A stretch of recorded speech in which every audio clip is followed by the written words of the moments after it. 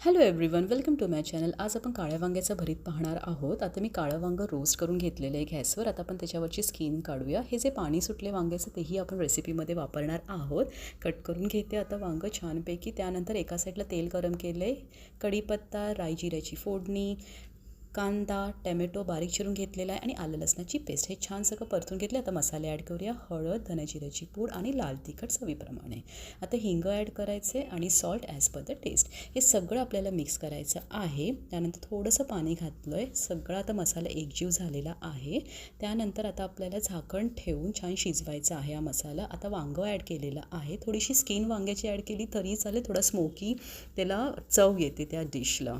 त्यानंतर आता परत मी झाकण ठेवलं. आता ऑलमोस्ट झालेलं आहे. त्यानंतर आपल्याला भाजलेल्या शेंगदाण्याचं कूट घालायचं आहे. आता हेही आपल्या चवीप्रमाणे कमी जास्त आपल्याला ॲडजस्ट करायचं आहे.